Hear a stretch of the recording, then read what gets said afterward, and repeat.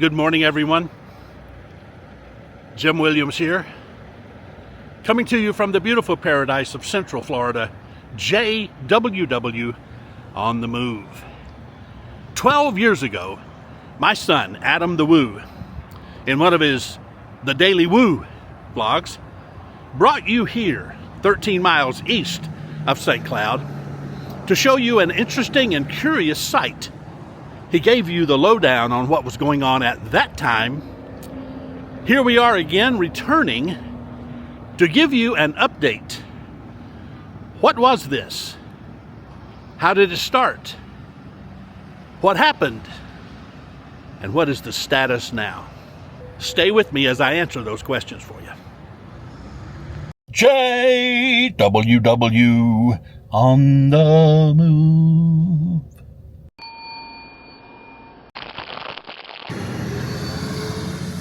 I'm standing on the corner here. No, not in Winslow, Arizona, but here at the corner of the intersection of US 192 and US 441 in Holopaw, Florida. Holopaw is a unincorporated spot in the road about 13 miles east of St. Cloud.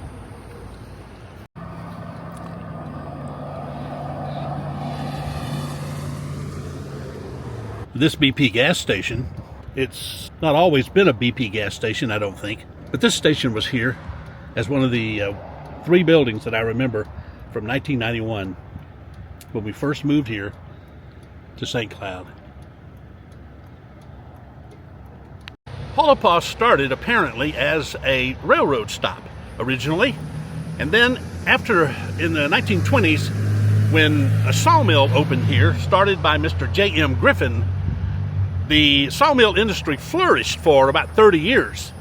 And that's when the community grew in size. At one point, they boasted about 2,000 in population here, along with a number of stores, a number of restaurants and gas stations and things of that nature. And, of course, housing. Most of these people were workers on the railroad or in the sawmill industry. Now, I looked in vain to find remnants of the sawmill. Kind ladies over at the grocery store told me that about 5 miles south of town I should find something. The only thing I found was the road called the Sawmill Road and some of the remnants of what looks like a sawmill industry over there. I'm looking for some remnants of the old sawmill down here. The two kind ladies at the Rogers grocery store up there said it was about 5 miles down here, and I would see a sign that says Lumber Road or something of that nature. That's what I'm looking for. This is apparently the last remnants of the sawmill world from 100 years ago.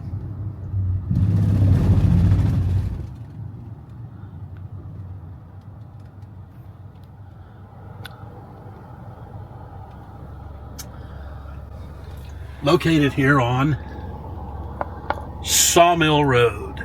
I don't know if that's what they had in mind. That's pretty much all I could find, however. The word Holopaw means, it's a Native American Indian word that means pathway or walkway. So based on that definition, this area must have been heavily traveled back in the days when tribes would travel across the state here. In 1915, this was a railroad stop for the Florida East Coast Railroad Company. And then, and like I said, in the 1920s, it flourished then as a logging community, a sawmill community, transporting lumber up and down the rails here. Oh my goodness, look, a FedEx truck. Look out, look out. They're everywhere. Watch out for the arrow and the FedEx logo. Sorry, I got sidetracked there. When we first moved here in 1991, this intersection was only a blinking light. It was only a two-lane road running from the west to the east. That's 192, US 192, and here, running north to south, is US 441. So this is the intersection of US 441 and US 192. From here, US 192 goes to Melbourne.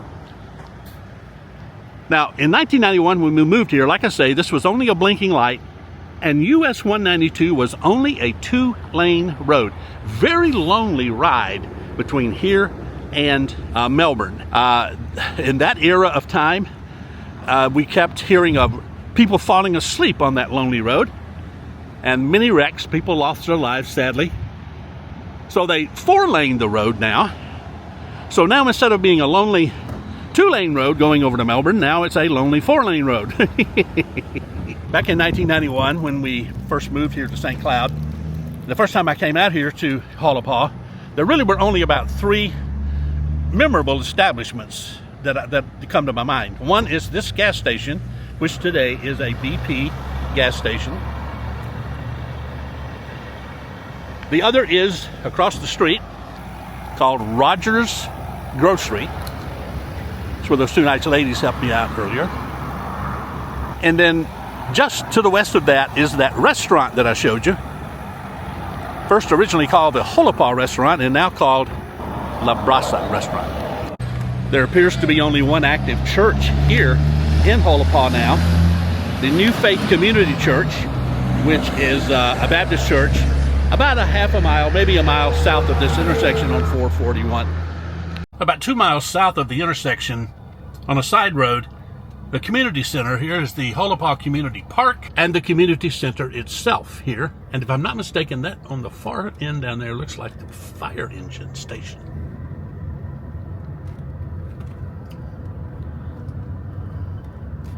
That is, in fact, the fire department. About 5 or 6 miles south of Holopaw is Forever, Florida. However, Forever, Florida closed in October 2019.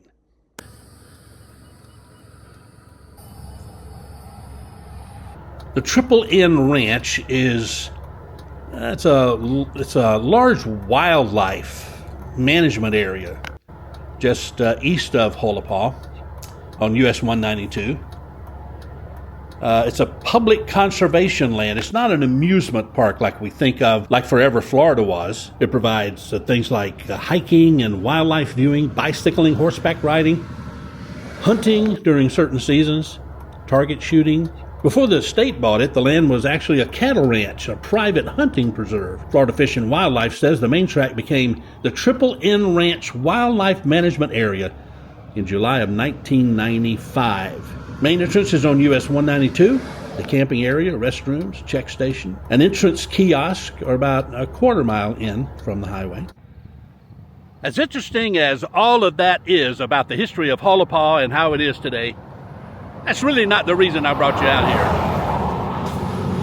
I brought you out here on US 192 just east of Holopaw because 12 years ago, my son, Adam the Woo, stood in this very spot and brought you to an interesting and curious sight. January 3rd, 2014. Adam explained to you at that time and showed you the unfinished building of Jesus Miracle Chapel here on the highway of US 192. The Jesus Miracle Chapel was the brainchild and vision of a minister by the name of Lee Hoffman. Preacher Hoffman had a dream. It started somewhere around 1973 when he purchased approximately 5 acres of land here. And he had a dream of building a building and growing a church within that building that would give glory to the name of Christ and glorify the God of heaven. His dream was to build it as God provided the funds to build it. And he did that. For 20 plus years, he erected the Jesus Miracle Chapel here on US 192. Sadly, however, Mr. Hoffman's project did not succeed. The building largely remained unfinished. From what I've been able to learn, the building pretty much stopped around 1998. Then came the tragic storms of 2004. But we here in Central Florida had 3 hurricanes, one right after another. about a week apart.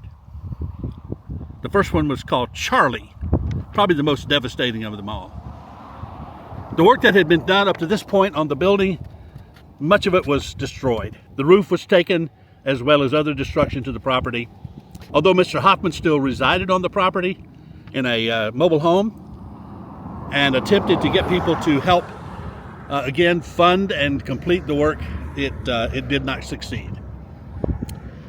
I could not locate a specific date, but at some point after 2019, a church group by the name of Punta Norte purchased the property with the dream of revitalizing, finishing the building, and starting their congregation in that building along with a Christian school. Sadly, again, however, that attempt also failed. The work was ultimately abandoned. And so I bring you out here today to show you the last remaining vestiges of what once was a great dream.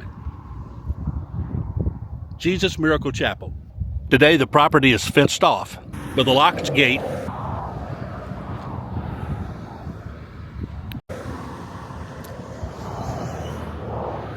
and a private property no trespassing sign here. All that remains, that there even was a miracle chapel here, is the concrete slab of the original building still remains. As does the remains of the original sign. Of course, the words Jesus Miracle Chapel are gone. And the other remaining landmark is the fountain pool that once glistened in front of the Jesus Miracle Chapel. Jesus said in the book of Matthew, "Upon this rock I will build my church, my ecclesia, and the gates of Hades shall not prevail against it." Jesus' church will never fail. The vision and dreams of men may fail, but God's work will never be destroyed. The kingdom of Christ is an eternal, forever kingdom. It came when Jesus came. It exists to this day and will exist into eternity. Why is that? Because its King exists for eternity. Jesus of Nazareth, the Son of God, the King of Kings and Lord of Lords. He is the reason the church will never fail. Though its enemies seek to destroy it, though its enemies seek to silence it, He is alive. He rules from His throne in heaven. So sadly, Mr. Hoffman's dream did not come true. And sadly, the Spanish congregation that hoped to renew their dream here did not succeed either. But just because we look at remnants of the physical church, the church of Christ stands forever.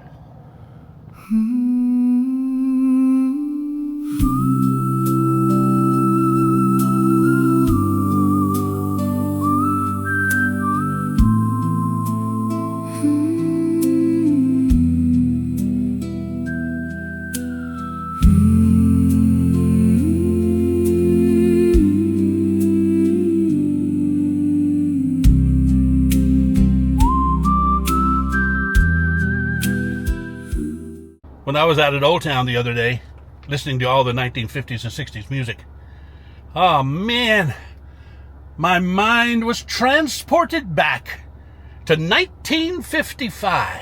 I saw myself there on the high school gymnasium floor.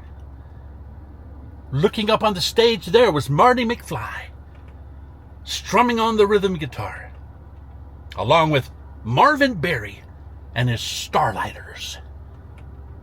There on the floor, not far from where I was standing, Georgia McFly is shyly beginning to wrap Lorraine Baines into his arms for their very first kiss And then Marvin Berry starts singing. Earth angel, will you be mine? My darling dear, love you all the time. I'm just a fool in love with you. Earth angel, the one I adore. Love you forever and evermore. I'm just a fool in love with you.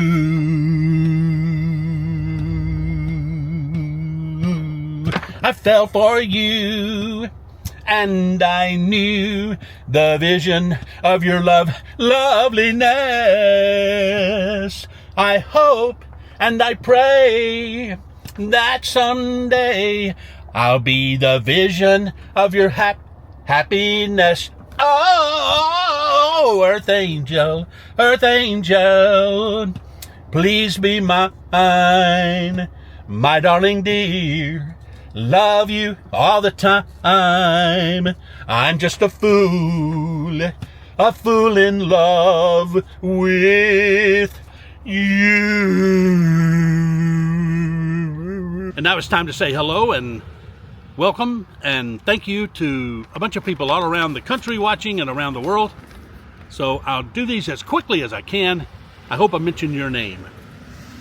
Steve is watching from Lumberton, North Carolina. Lisa is watching from Phoenix, Arizona.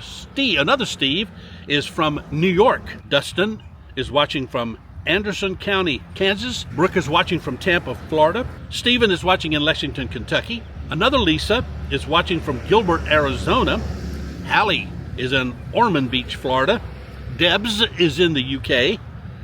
Joanne from Joliet, Illinois. Janice from Corpus Christi, Texas. Welcome to all of you. Thank you for watching. Thank you for commenting. Thank you for telling me your name and your location. By the way, thank you for all of you who have just recently joined our little circle of goodness here. I'm so grateful for your coming. Thank you for your support. Thank you for watching and commenting. Thank you for liking and subscribing. I'm eternally grateful. Thank you so much for your support. Ed is checking in. Chris is watching from Phoenix. Jackie and Jason are in Titusville, Florida. Rachel is in New Jersey watching there. One of the new subscribers just recently. Welcome, Rachel. Michelle is praying for us in Massachusetts. Alicia is watching from Gwen, Alabama. She says, that's not far from my hometown. She says, I go to Tupelo often. That's the closest big town, she says. Yes, I grew up in Aberdeen, Mississippi, not far from Tupelo, not far from Gwen, Alabama. Now we want to say hello to some folks from around the world, international viewers, if you will. There's some folks watching us from Melbourne, Australia. Welcome, Melbourne. And then we have Ed up in Canada. Ed, welcome. We have Nick, Lucy, and our children, George and Josie, are here from Worcester, UK. Lindsay is watching from Nova Scotia, Canada. Amy sends her love and light from Canada also. Tracy is in the UK. Someone is writing from Niagara Falls, Ontario, Canada. Here is Tony writing and saying all the best from Vienna, Austria. Vienna, Austria. Simon is from Hitchins, England. Hitchin, England. There's no G on the end. Hitchin, England. Keep it up. Very best wishes from Hong Kong. Hong Kong. Welcome, Hong Kong. And then we have Tracy from Cape Town, South Africa.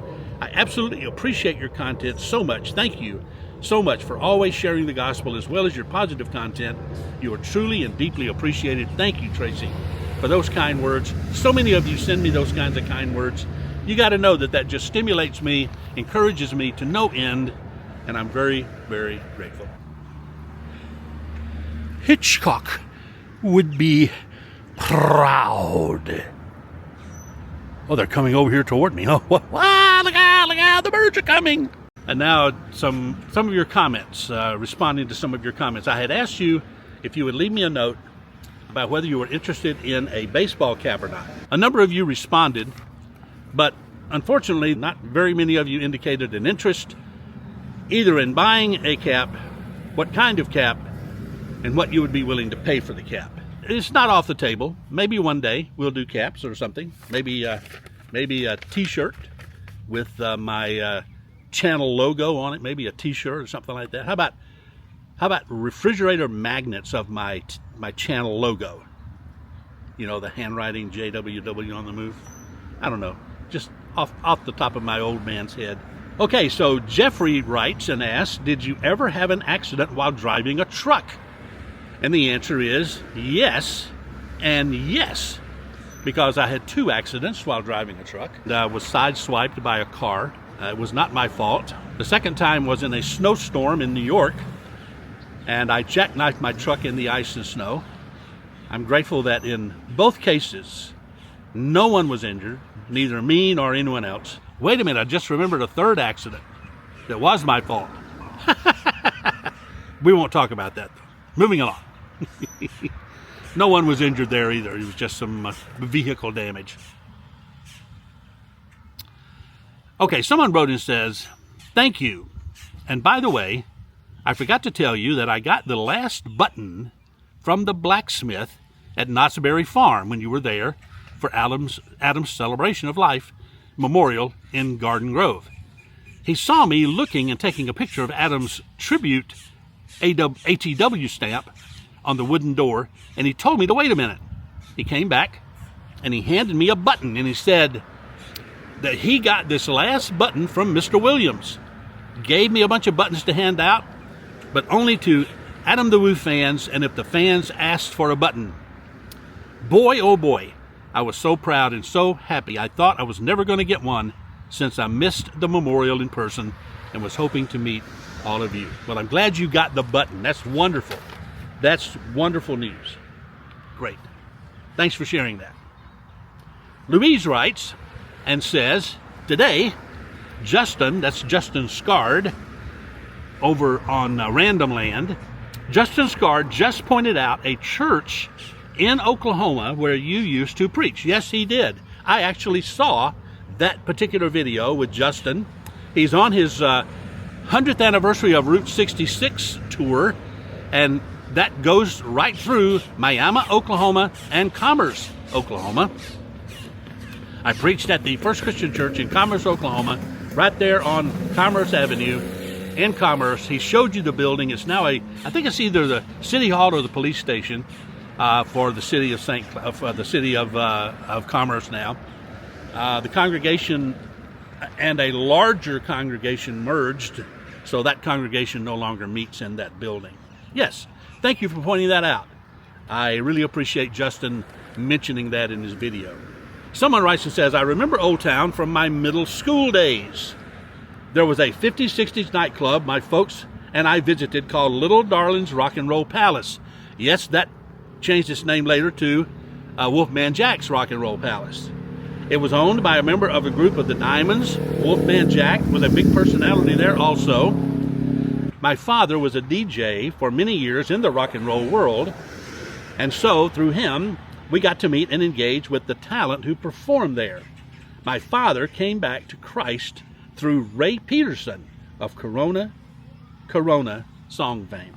Kevin writes from Possum Trot, Missouri. Yes, Margaret, there is a Possum Trot, Missouri. We love you, Papa Woo, down here in southwest Missouri. You should come visit Branson sometime. Silver Dollar City is one of the many attractions up here in our neck of the woods. You're absolutely right. I should do that one day. And the last person writes and says, did you have to do a lot of training to become a truck driver? Well, the answer is yes and no. Back in the day when I became a truck driver, I had to go to 3 weeks of truck driving school. Monday through Friday at a certified truck driving school, Monday through Friday, and do that for 3 weeks. During that time, you learn the basic skills of driving a truck, the basic rules, if you will, of truck driving, and then that prepares you to take the state driving exam. That's the way it was then. I don't really know how it is now. That's been between 15 and 20 years ago. So I don't know what it costs today. It cost about $4,000 back then. I'm sure it's much more than that now. But yes, that's what we had to do now. Beyond that, once you got a job with a trucking company, generally, if you don't have a license and you go to truck driving school and you get your license, normally you have to start out with what is referred to as a training company. There are certain trucking companies that are willing to stick their neck out and hire inexperienced drivers and then train them to drive. So that's what I did. When I graduated out of my first year of school, my first school, I drove 6 weeks with a trainer with the company, straight through 6 straight weeks, and before I was given a solo truck. So that's what I did. If you're looking at going into truck driving, then investigate all the ins and outs. Make sure it's something you want to do, because you're going to be away from home a lot. If your wife, children don't want you to be away from home, I would not recommend truck driving school. But that's just me. Well, that's going to do it for today. Thanks for joining me. I'm grateful that you came along for the ride. Spread goodness wherever you are. Speak a good word to people. Encourage people that are discouraged. And help those that you can. Do good. Whatever your hand finds to do, do it with all your might and do it the best that you can, as if you're serving the Lord and not just mankind. If the Lord wills, we will see you in the next video. I look forward to it. God bless. Goodbye. Wow. Great.